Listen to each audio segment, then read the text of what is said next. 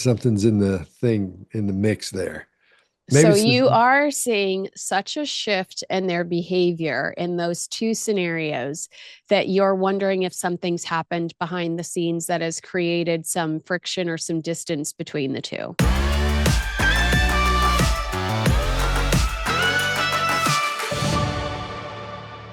Hi, all. Welcome to Reading Royals with body language expert Scott Rouse. And I'm Kinsey Schofield. Reading Royals brings history, headlines, and human behavior together in a way only Scott and I can.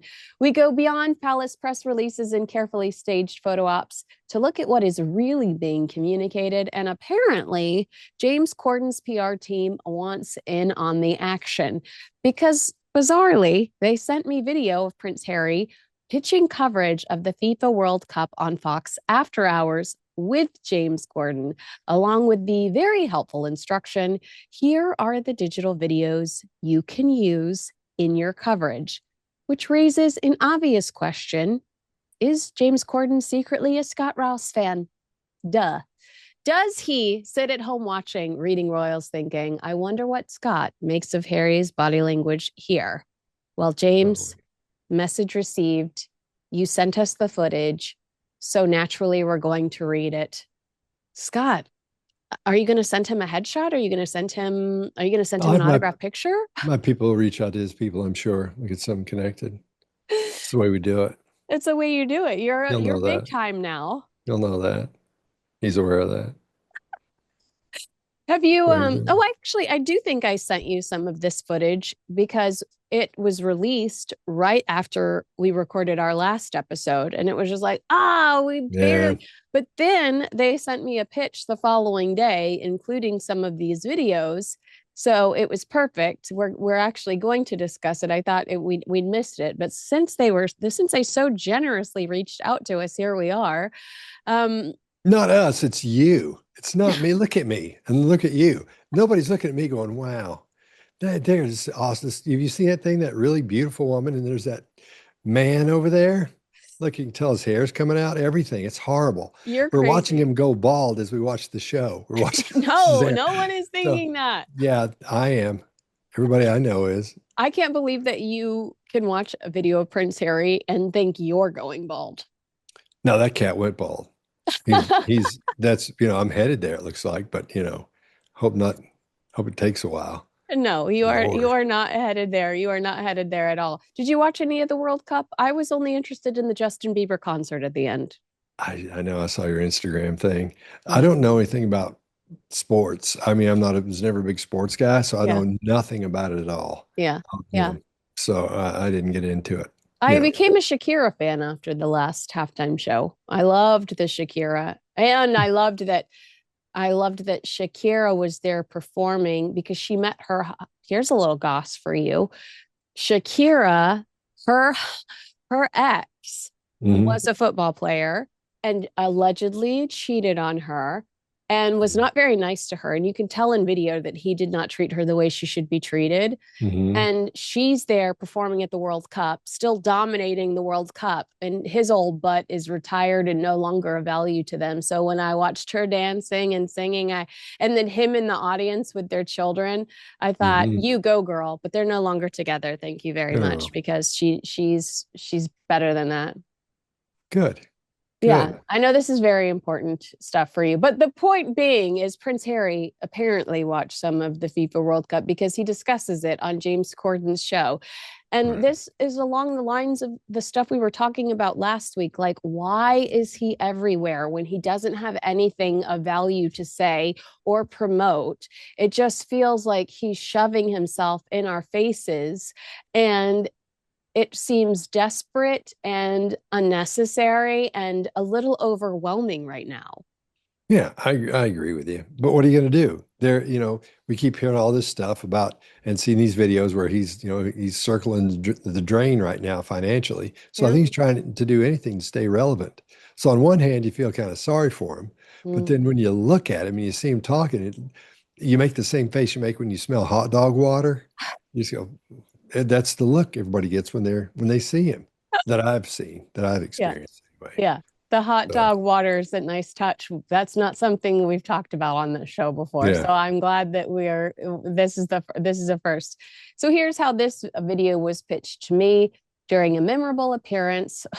During a memorable appearance on the finale episode of FIFA World Cup on Fox After Hours with James Corden, Prince Harry settles the debate over the greatest British Harry, making good on his promise to continue the debate. When Prince Harry appears as a guest in the studio, Corden revisited the tongue-in-cheek list featuring famous names such as Harry Kane, the football player, Harry Potter, Harry Styles, and Prince Harry himself. Prince Harry reacts with good sportsmanship in his final verdict. So let's take a look at Prince Harry debating. Where are you ranking the British Harrys? Go. Number one. There's a conflict of interest here. Go on. Number one. Be bold. Be bold. Number one. Harry Styles. Styles at one. Great shouts. Harry Kane. Kane at two. Wow.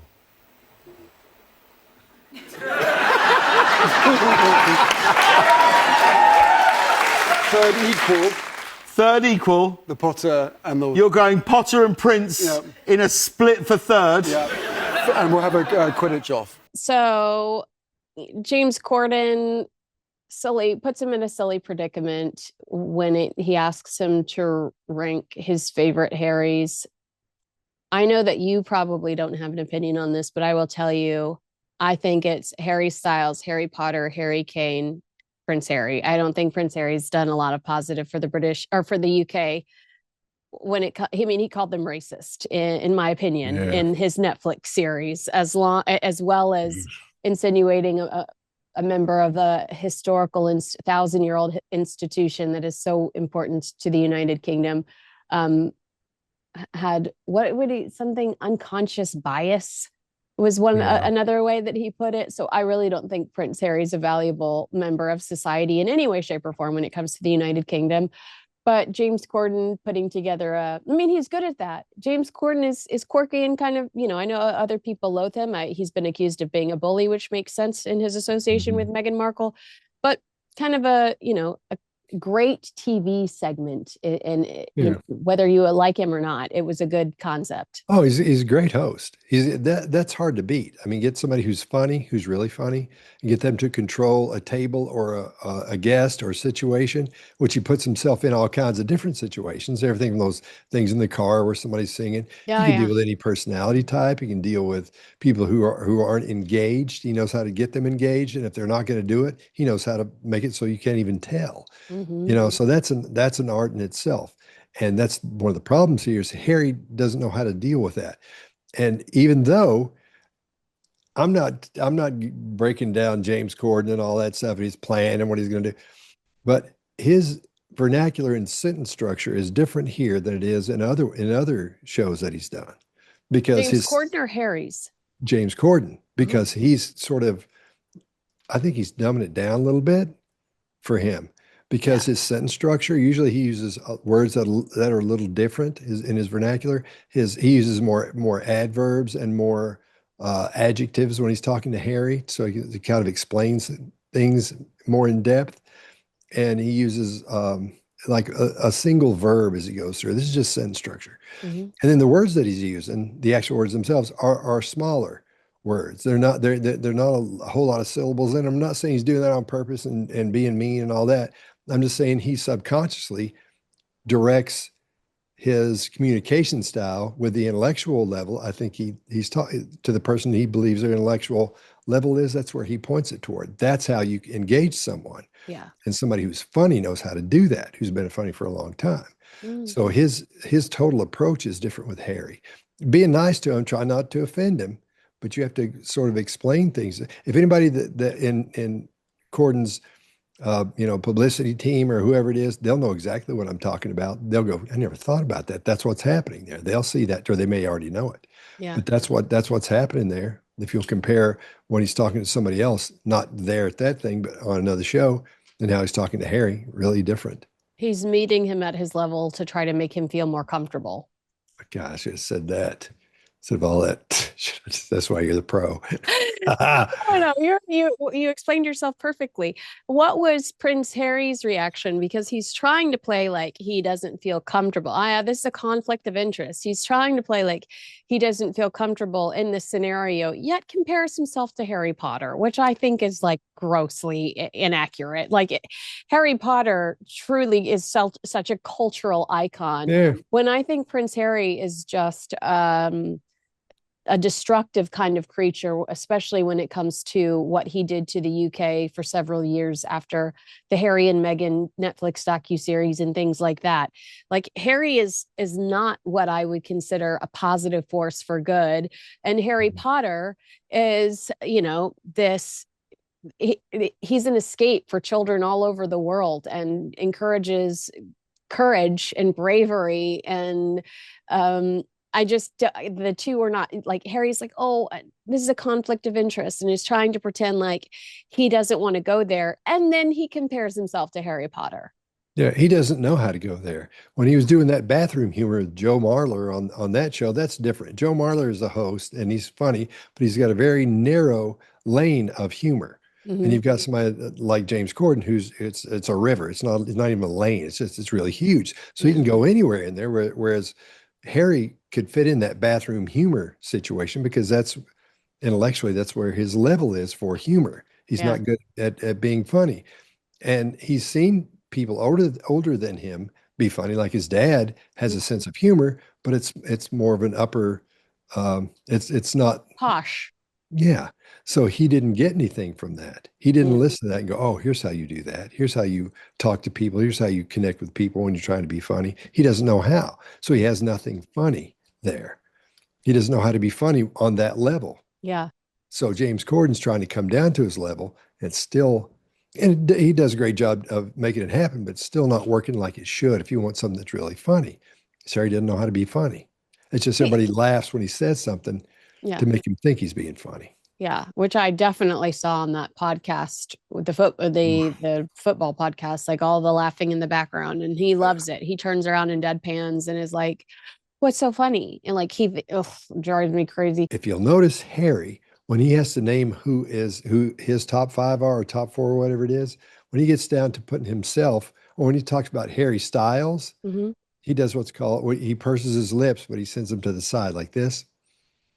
That lets us know that he sees an alternative outcome to whatever the situation is, or the answer is, or the question is, or whatever the results are. And when he said that, that means that suggests he really doesn't think that. Because when you purse your lips like this, just go, that usually suggests that you don't agree with what's going on. But when you purse them to the side, that lets you know that person sees an alternative outcome to that situation. Just like a bowler does. When they're bowling and the ball starts to go a little bit throughout, and they go, like that, you'll see their mouth go to the side like that. That's what that was. I don't think he believes that at all. I don't think he thinks that Harry's better than him. The other Harry. My God, Styles. that really just ticks me off because we were Instagram buddies. Here's me in my Harry Styles dress. Saw it. That's right. Because he is the number one Harry. And in that post, I talk about, and we've had this discussion, how Harry Styles jogged to Wembley to do his concert in front of 90,000 people and no fuss, wasn't with armed police officers chasing him. And this is a guy that like literally has girls screaming, like wanting pictures with him, wanting attention from him. And Prince Harry thinks that he needs all of that pomp when he comes to the UK. I'm sorry. Like, get out of here, Prince Harry. What irks me is when he's bicycling around, he's got people following him in a car. I know. Come on, man. Nobody's going to notice you. Wear a hat, bro. Wear a hat and a football jersey, and nobody's going to, like a Dallas Cowboys jersey, and definitely nobody's going to assume that's Prince Harry. No. When it comes to James Corden, there's a comfort between the two of them that they have. But Harry, in his comfort with James Corden, kind of comes off like am I wrong? Like he's just kind of like. Yeah, because he doesn't know how to do that. He doesn't know how to be in that situation. Whereas James Corden, you can put him in any situation. TV host, you can put him in any situation, and they mold right to it and can deal with it. Yeah. But he doesn't know how to be in anything but a situation where everybody's kissing his hind end. Oh. So James Corden's do it just enough to keep him engaged, and it's not going over the top with it. Yeah. He could easily do, but he's not doing that because it's not funny when you do that, and he understands that. Harry doesn't know what to do in a situation like this. He's not a good talk show host or guest. He's not good at it. He's not good at it. Yeah. And it's interesting because they only pursue people that they have relationships with to begin with. Like you rarely see Prince Harry sit down with somebody that's not going to kiss his butt. And James is still kissing his butt, but he's kind of challenging him in a fun talk show host kind of way. But yeah, just the way that Harry leans back, I think Harry's trying to give off comfort. Like he's trying to give off, I'm comfortable with this person, so comfortable that I'm cool. I'm above this. Yeah. But like our body's rejecting it because there's a lack of authenticity there, which typically does seem to be the problem with these two. Yeah, and if you'll keep an eye on Harry's head and his chin, you'll see when he thinks everything's going great and his chin will be up, and then when he's being aggressive, the chin will come down, that forehead will come forward, and you see, and it's almost it's not an aggressive expression, but he's protecting himself. He's trying to be ready for anything and show that he is, and it's not working. It's not. It just doesn't. He doesn't know how to do it. I mean, I do imagine when you're sitting next to James Corden in front of a live studio audience, you are worried about what could be coming next. Do you get the sense, and I know I've asked you about this during previous interviews, but do you get the sense this is the type of segment he could have been prepared for? He likely heard about it when it happened the first time around. When they did that debate originally on the program. But did you get the sense that he was prepared for everything that was happening, like given the questions ahead of time? Or do you get the sense, it sounds like you're saying that he's a little nervous that James might go off script? Well, I think he knew what the questions were going to be because they showed him that video before of them talking about it. So I think he was prepared for that, but I don't think he thought out enough to think about what his answers were going to be, because you can tell he's thinking about what he's going to say. There's nothing there that says, okay, I've got my answer prepared and here it comes. Yeah. And keep in mind, he knows if you go into somebody else's arena like that, that's hard to be funnier than that person. Or try to get on that same level. And you're not the one supposed to be trying to be funny. He's the one that initiates that. But Harry goes off script, in other words, and starts trying to be funny outside of that, drawing attention away from himself. We'll see that in here as well. Yeah. And we saw it happen on the other one, the Joe Marler thing. Yeah, Harry does want to be the funny guy. He's like desperate to be. He's like and like we've talked about in the past, one of the reoccurring themes in the last few years of coverage, now that things have calmed down, fewer deaths in the royal family, fewer accusations of racism. Now that fewer cancer diagnoses. Thankfully, the Princess of Wales is in remission. King Charles still receiving treatment on a regular basis, and apparently it's working out really well for him. But since things have calmed down, one of the reoccurring conversations that are had are, wow, Prince William and King Charles are hilarious. Wow, look at how off the cuff and witty these guys are. And Princess Diana was notoriously very funny and naughty, even like vulgar to a certain extent, not necessarily bathroom humor, although she did have a picture of James Hewitt in the bathroom, this guy she had an affair with, and there was fecal matter in there, and I can't remember the correlation, but so sometimes I guess she could go that route, but so it's like he's desperate to keep up with that, is my point. Yeah, I can add nothing to it because I agree with you. Yeah, he wants to be seen as funny. And I don't think you have a competition with James Corden when it comes to being funny. I don't think James Corden's little ego can take the competition. No. Oh, no. And you don't let him. And I promise you, because I know a lot of funny people, that kind of person, well, funny people, they'll see all your problems and they'll store them. So if anything comes up, they get in zing you. That cut you deep, quick, man. Yeah. And they can't help it. It's natural. It's what they do. Yeah. That's why you don't mess with somebody who's really funny. Because Right. man, especially when it's in front of a lot of people, because they'll get you, man. You gotta be careful. I've seen it happen. It's not good. Well, here's Prince Harry trying to zing James Corden. In the pitch, they write to me, James Corden gets a classic British correction from Prince Harry on FIFA World Cup on Fox After Hours with James Corden. Let's take a look at that really quickly. Now, are you a soccer fan? I always thought that you went to a school that was too posh to play soccer. Do you know what I mean? Like to play football? Yes. Why are you calling it soccer? Because we're in the United States, baby. You know what? At prep school, I was in the first team, and then I went to the bigger school, and I ended up in the E team. Being A team. A team to the E team. Yeah. So I didn't feel very good. Yeah. That's somewhere between 5 and 10 letters. Yeah. Someone other. You found that really funny, didn't you? This is like one of his crutches where he disconnects from the direct conversation he's having and then goes into the audience or into the producers or production, like I've noticed. And that's like one of his ways of like getting a laugh is he disconnects from the conversation and goes directly into the audience and is like, you're picking on me, or what's so funny about that? And it's so predictable now that it's not very funny at all. Yeah, he doesn't know how to do. He doesn't know how to do this.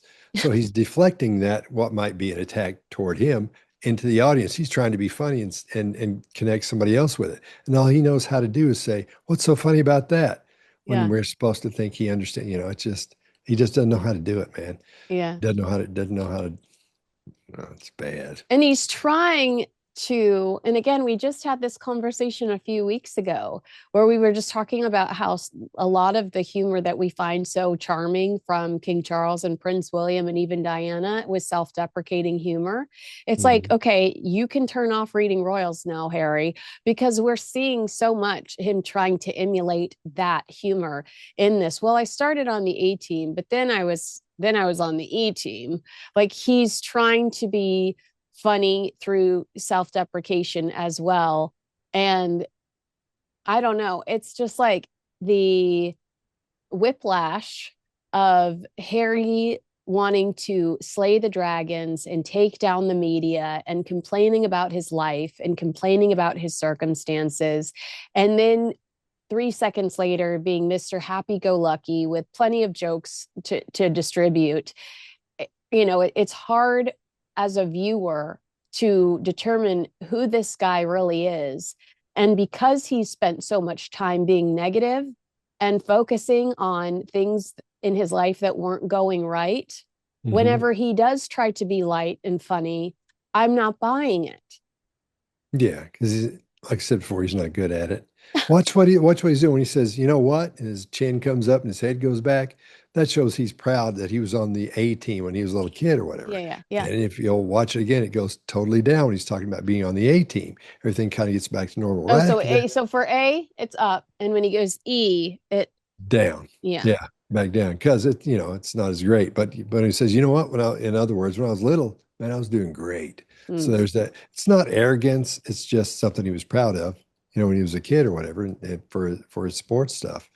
So, I mean, it's supposed to be it's supposed to turn you, when you do funny stuff like this, there's a rule of threes. It's like you throw it up, you go back, dang, and then you hit it. So James Corden throws it up, and then Harry swings back. And when he hits, it's just nothing there. Yeah. Well, you know what? I was on the A team and then ended up on the E team. It's just not funny. Yeah. But people still laugh, and and that's again for the host has to keep the vibe going. It's like keeping a beach ball in the air. You throw it around, so the beach ball has to keep coming back to him, or he has to run over there and throw the beach ball up, knock it up in the air because Harry can't do it. Yeah. It's like playing a game with somebody who can't play the game. Right. Well, and James is kind of giving him a hard time too off the top, saying, well, I just assumed you went to such a posh school. And Harry is like, I did. I went to such a posh school that. Yeah. And it's like, I don't know what James was trying to do there, It could have been nothing. It could have been Yeah. something. It could have been some way he was going in, and he may have said, "If I do it like this, I'll bet he'll say this, and I can zing him with." It's one of those things. You have to Yeah. kind of plan out what you're going to say sometimes. Yeah. So when they ask a question or start something, they've thought about that question, and they've got something, two or three little outcomes they could plan for. Then you have the person who can do that without the plan and go in and see it really quickly, and then zing them, and then say something funny. Well, because So we'll see in a later clip that a lot of James's humor associated with Harry is playing on the prince mhm. title, lifestyle. He's trying to give Harry a hard time for his privileged background. And that is actually something that I do think we might think is quite funny. But Harry has made an entire career out of complaining about this gilded cage. And so it's a weird dynamic, in my opinion, to watch it. Yeah, and he's not comfortable either. Notice how still he is in all these in all this. And the other interviews we see him in, he's really comfortable. He's relaxed. And everything's. He uses a lot of illustrators when he's even sometimes when he's talking about things he's not that sure of. We still see a little bit of illustrating. We don't see much here at all because he's not. He knows all the attention's on him, and he's not funny, but he's got to be funny. I know I keep going back to the same thing, but it's so important if you're not going to sit there and be the straight guy and answer the questions and play along, that's what's going to happen. Prince William's official role in the English football, world, because they're talking about English football, that James Corden says soccer, and then Harry corrects him, says football, is the patron of the Football Association. So that is why we see Prince William so often at football games with his children, and you see him cheering them on, and he's very animated, but he's very invested. And he went on Travis Kelce's podcast with his brother, and they discussed football and William's love for football and King Charles's lack of love for football.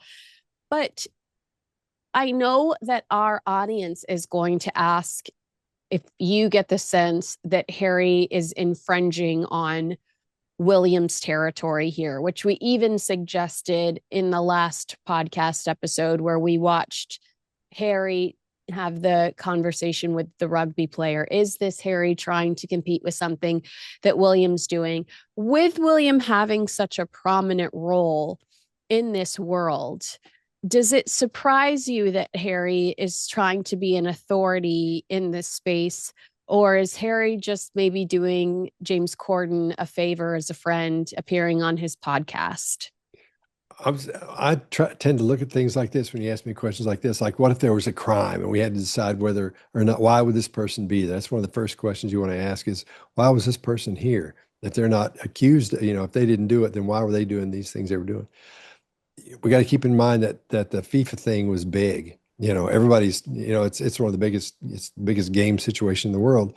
So I think it would be easy to talk to him about it because he's British. Weren't the British in the end of in the final towards game? the end, yeah, towards the end. Okay. They didn't make it all the way, but I think that they dropped off like the third game. Yeah, and that's big in Britain. So maybe James Corden's thinking, or his people are thinking, we could have him on, talk about the games, and that's number one. You'd think, would they do that? And yeah, they do it. Yeah. And it would be something I think Harry would be into because his brother's already just killing it in that space. Yeah. But his brother has an authority in that space because of his role. And Harry not only quit his job in the UK, but does not spend a lot of time there. And some might say that he's either trying to compete with his brother or that this is one of the ways he's trying to worm his way back in to, spend more time in the UK, have a bigger presence in the UK. But then again, like James Corden created this for the American audience. That's why he's saying soccer. That's why it was recorded in the States, So, I think that my audience will have mixed reactions about Harry's presence there and wonder really why he's considered a valuable asset. I wouldn't be surprised if maybe Harry's people, no, I don't know. I would think. No, I'm sure it was James Corden because James Corden's gleefully used Prince Harry in the past, in my opinion. Yeah. Okay. Yeah. Okay. You know, All right. I've been talking to other people about Meghan Markle appearing on Top Chef, or Master Chef Australia, and the consensus is that negative or positive headlines, it generates interest in the show, and I think the same goes for Harry and this show. What did she make on that show? What did she cook? She's the celebrity judge. She was asking Oh, that they create man. a dish for a duchess. Oh, what'd they make her? We'll have to do that next week. We'll grab some footage and we'll have to Okay. go over that next week. Oh, man. That's too bad. Made her a judge, huh? Yeah. Mm. Because there's no greater authority than from one pretzel bag to another, Meghan Markle. From one pretzel bag to another. That's tough, man. Let's look at this bad. next video. James Corden asks Prince Harry what it would take for England to get to a FIFA World Cup final. Prince Harry breaks down what held England back against Argentina before Corden pitches the ultimate England dream team. And, he suggests Prince Harry be assistant manager. Get out of here. Get out of here. Let's take a look at that video. What's it going to take? I think it's a mindset. I think what we saw. He knows. He's right. We've been saying this all day. Yeah, go on. I think that what we saw was a slight shock value for the team. We're 1-0 up against Argentina, and then there was this immediate temptation to fall into defense. I don't think it was a tactic. I don't think that was the plan. It just happened. And you can't, in 72, 73 minutes, however long it was, try to defend a 1-0 lead against a team like that. You just can't. So I think if the mindset is the belief, is the fact that if you are 1-0 up, believe that you can be 2-0 up. So Harry did mindset, which is actually something I feel like we see him do on the circuit, on the talking circuit. He's like, it's your mindset. First of all, this guy is a perpetual crier, like constantly whining about his circumstances, his life of luxury, waking up, born a prince. And he wants to talk to me about a mindset. He's trying to tell me about a mindset, but what did his body language say? Because he was ready with that answer. Yeah, because it's also like garbage compared to what we know about him. Yeah, that's his. Let's think about all the times we've seen him give a speech, all the times, like in that, even in going back to the Joe Marler thing, when he was talking about trauma, when he talks about trauma, when he talks about winning something, when he talks about persevering and all these things he talks about. That's one of his things, his mindset. It's the mindset.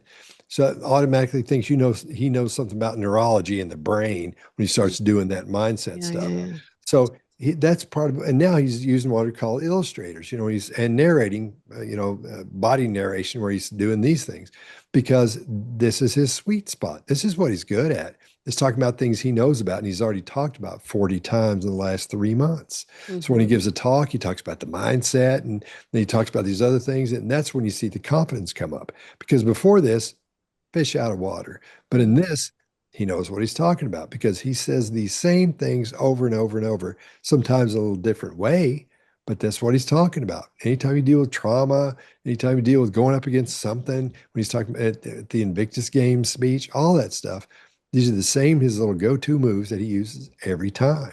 Every time. Yeah. That is true. That's what I felt like. I was like, he's just replacing certain things with Argentina. And Exactly. Yeah. He's got his little setup there. That's a little protocol. He just sticks the different names in, different places in. Is it trauma or is it a game? Is it this or is it that? And you put that in there. And then you base it all around that. That's why we see that thing happen when he talk, because he's just going to his sweet spot. He knows how to talk about anything that you put in there. He can talk about it. Well, this is an oldie but a goodie. During a 2021 segment on The Late Late Show with James Corden, Prince Harry visited the famous Fresh Prince of Bel-Air mansion, rapped the theme song, and abruptly announced he was dying for a pee before heading inside to use the restroom.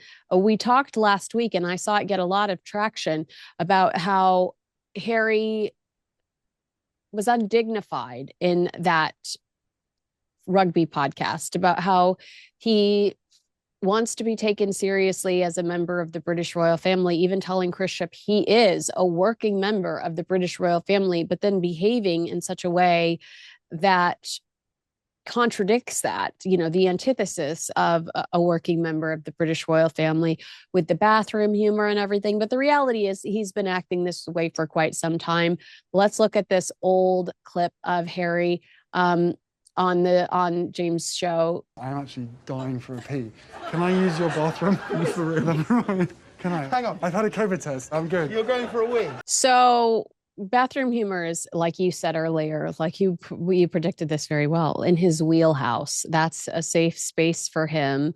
Do you get the sense when you watch that clip specifically that James Corden knew Harry before Meghan? And they used to have a lot of fun with each other, because that's kind of what James was at their wedding, but I get the sense that they've gotten in trouble together. Yeah, I'm sure they've hung out a lot. I'm sure they've probably had a lot to drink together. It's what you do as guys. And then they've probably gotten close to being in real trouble together. You know what I mean? Like arrested or fighting or something like that. So yeah, I wouldn't be surprised at all. I don't think he'd be hanging with Meghan. No. She doesn't seem like she'd be a good hang, but I don't know how good a hang Harry would be. And I could be totally wrong. I think before Meghan, he was fun. Oh, he's I don't probably think fun. he is. Yeah. I don't think he is post Meghan. But you get the sense the way that Corden feels comfortable around him, and like genuinely laughing that he knows the lyrics to Fresh Prince of Bel-Air, that he has an established relationship with him. Oh yeah. Yeah. I think they probably know each other. I didn't realize that till this is the first time I've actually seen that video. Oh, really? The list of stuff. Yeah. So I would think they'd been friends for a while because they're too comfortable. When you're hanging with somebody, you can look away when they're asking you questions and talking. You don't have to be respectful to them because they already know that you like them or you don't like them, or they wouldn't be there in that situation. So that was all normal behavior for people who know each other fairly well, I think. Yeah, the way that Harry's leaning on the top of the bus, Mhm. it's not regal. It's overly comfortable. It's sloppy.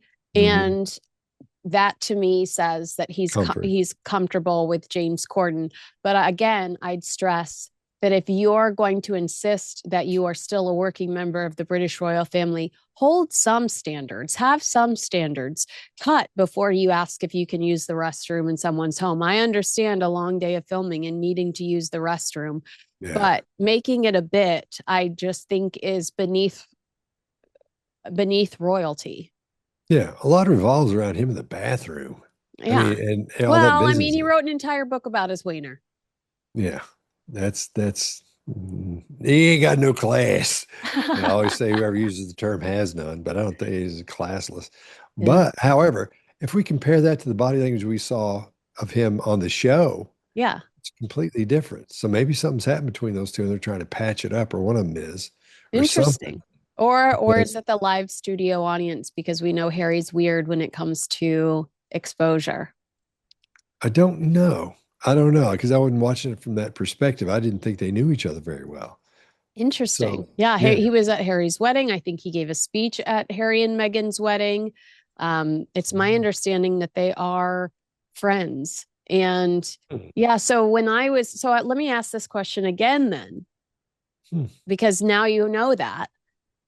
My original question about Harry I felt like Harry was trying to, or maybe he simply was really comfortable with James, and he's kind of given some like attitude during that show. And I thought he came off as very rude, but I think he's just that comfortable with James, where he's just kind of like, That could be it. And it could be he's not used to being talked to like he is on the show with James, where he's breaking everything down simply, be, because he hadn't hung with him, or because Well, he knew that that's maybe they're not probably like very that. true that they haven't spent time together in quite some time. That is probably very true. So that could be part of the uncomfortable thing as well. Man, Yeah. I got to look into that. But do you So- see, like, I guess I'm not explaining myself the way I should be. It is it's an attitude. It's like a too cool for school attitude. Oh no, I It's- know. You Yeah. explain yourself better than anybody. That's why that's why you're the king of this, or queen of this, excuse me. It's because you can explain really complicated things really simply. I can't do that. No, you can. know? You're great at what you do. No, yeah, it's a too cool for school attitude, and I think he's trying to tell us that he's comfortable with his friend, but I think that it doesn't come off in a pleasant manner. I think it makes him look kind of like a jerk. I think so. Yeah. I think so. I don't know. I'm now all in my head trying to think about what the possibilities are of what's going on there from a relationship situation, why they would behave that way. Mm-hmm. Something's in the mix there. So it's you are seeing such a shift in their behavior in those two scenarios that you're wondering if something's happened behind the scenes that has created some friction or some distance between the two. Yeah. And it could just be Ooh. time. Maybe they haven't hung out in a long time and they're not comfortable. Maybe some things have happened with James and some things have happened with Harry, and nobody said anything about either one of them yet. Mm-hmm. But they both know they've got stuff in the background, or, brewing back there, and none of them have talked about it. And maybe that's the time has gone by enough to where he's got so much he could go, hey man, and he's got so much he could go, hey man, and stick it to each other. I don't know. Here's what we do know based on patterns. The Sussexes are entirely transactional, and I do think that that James might, and maybe James is this way too because he's a Hollywood hotshot. I don't know, but knowing that the Sussexes are entirely transactional, I do think that there might be months, if not years, where Harry and James don't communicate the way that they likely did communicate prior to Harry marrying Meghan. Who does this benefit? I think it benefits both parties because we are seeing a real desperate attempt from Harry's camp to put him out there and to change public perception about him and to make him a more likable character. So they might see a show like this as an opportunity to turn that around and also to introduce him to a different audience because they've been banging the drum on royal watchers, and royal watchers have chosen their future, and that's William and Catherine. That's King Charles and Queen Camilla. That's where they want to be with the winning team. And so, I can see Harry going years without communicating with James. And then I can also see why this appearance would benefit both of them. I agree. I agree with you. I can't add anything to that because that's perfect. But there's maybe something's up. I don't know. I'm gonna have to look into that. Yeah. Yeah, because that's gonna bother me till I find out what's going on. I've turned into I got to know what's happening. One of those people. You're a looky-loo, and that's okay. We love it. We love a looky-loo. Maybe I've turned into one of those. Holy smokes! I guess I'd be in your demographic if I was a woman. Yeah, you are. You are my demo, and that's what I love about you. All right. Well, agree with us, disagree with us. Do you know what happened between Prince Harry and James Corden? Let us know in the comments below. I guess what I was trying to say is it could be exactly what you said, that it's just been a long time since they've hung out. Yeah. Harry might not feel 100% confident in that scenario because we've never seen him on a panel like that, have we? It's usually just Harry one-on-one with somebody. That might have thrown him off. How are you supposed to compete with all of this energy? How are you, or what if you talk over this guy, or how you're gonna be the authority on the subject when you're sitting across from somebody that has a resume that says that you can't compete. It's a difficult scenario, but I'm interested in the fact that you recognize a shift based on those two scenarios where we see Harry and James together. Yeah, it's a big one. It's pretty big. It's pretty big.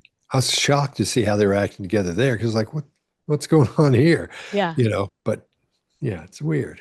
It's Now odd. we're gonna Glad we have to saw watch. the other one first. Sorry, I failed you, I guess, in that scenario. No, not at all. Not at all. Because Oh, that just helps before I prove let you my go, can point. I ask you what was your observation about? Obviously, I would encourage my audience to go subscribe to Scott Rouse on YouTube. You did a video about Oprah Winfrey Oh, talking to yeah. Vanity Fair about her infamous interview with Harry and Meghan.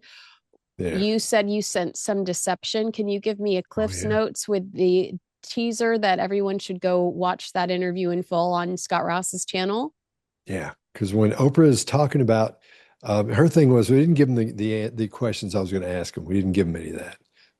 But if you'll watch her and watch how things change, you might change your mind about that because she's illustrating, like we talk about and there's a guy named Albert Vray who did the research that proved that when a person is giving you information and they have been giving you information and using a lot of illustrators, when all of a sudden they start giving you information, a specific part of that information, and the illustrators go away or they go really low, most likely that person is being deceptive. And we see Oprah go from doing all these big illustrators to going down to nothing. And we've talked about adapters on here, how you get rid of built up stress and tension. So she started, and sometimes you're just doing your hands. Sometimes people will push on their face. Sometimes they'll do this. What she does is she grabs the side of the chair and starts clawing the sides of the chair as she's saying they didn't have the answers. They didn't know, obviously, anything that I was going to ask them, but I had said to them ahead of time, I'm going to try to cover everything. This interview took 3.5 hours. And also at the end of that, which I didn't add in the video because I forgot to put it in. Exclusive. There it is a thing called fading facts, where someone who's not being honest, they're being deceptive. As they talk at the end of the sentence, they'll get quieter and quieter because their brain is saying, man, you shouldn't be saying this. And as they say that, they're going to get quieter because they know it's not a thing to do. And they'll back up a little bit. And then after that, you see her look up and smile and it's dead eye, the person that is asking the questions, which is somebody that works for her, obviously. But that right there, I would bet a lot. I'd put all my chips on saying that she gave them the questions beforehand. Because if you'll see how at ease they are during that interview, how at ease they are when they're answering these questions, she's not worried about answering anything. He's not worried about answering anything. She's not got that fake smile on her face the whole time, sitting all up straight and all that. He doesn't either. They're just relaxed and answering questions. So I think they were ready for it. I think they knew the answers because let's go back to the sentence structure again. The sentence structure she uses when doesn't know the answers, quite different than when she does know the answers. She has those platitudes ready, or platitude type answers ready when she knows the answers, and she knows the questions, and that's what we saw in that interview. A lot of that, a whole lot of that. So look at me getting worked up over here, but yeah, I think Oprah gave him the questions ahead of time, or the specific, the good ones anyway. Do you think that Harry expected Meghan to go into the racism allegations in the way that she did? Because I was always under the impression that Meghan, well, exaggerated is the obvious word, but probably not to Prince Harry, but Meghan overshared or went beyond what they had committed to prior to the interview and caught him off guard.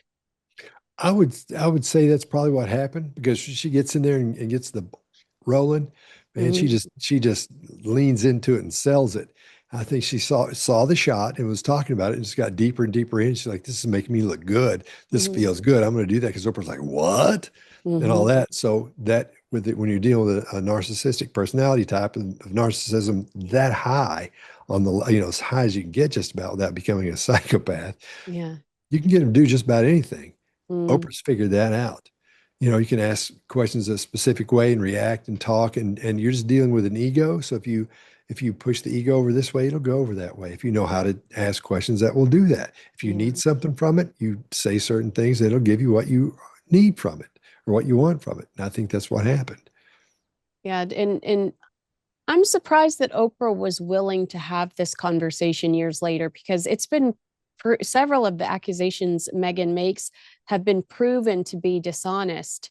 Why would Oprah be willing to revisit this when it wasn't a good reflection on her as a journalist? It was a bunch of different things that are in the video. It wasn't just that, just Yeah. them, or was Yeah, other yeah, things. yeah. I think she's doing it to stay relevant. Here's what have you done lately? Well, I just did this. I think that's what it is. She's putting herself back in the spot with all these famous people or situations. And that's what you want to do if you want to seem relevant. If you're out of the, what's going on, if you're out of the scene, quote unquote, then that's what you do to get yourself back into it in the zeitgeist. There you go. All right. Well, agree with us, disagree with us. Let us know in the comments below. Make sure you like, subscribe, and share this video with a friend. And please follow my friend, Scott Rouse. He is collaborating on this video. So you're going to see his head with a little yellow background underneath me. Make sure you head over there and subscribe to his videos as well. And Scott, thanks for spending time with me this week. I really appreciate you. I'm so glad you let me do this with you. I really am. I appreciate it. I learned so much from this, because there's all these things I didn't know I'd be interested in. But this whole Meghan and Harry thing, this royal thing's got me. I can't get loose from it. We're committed. We're in it to win it. Yeah. So. All right. We'll see you guys next week. Thanks so much for watching, and head over to Scott's channel to watch his Oprah Winfrey video. Bye.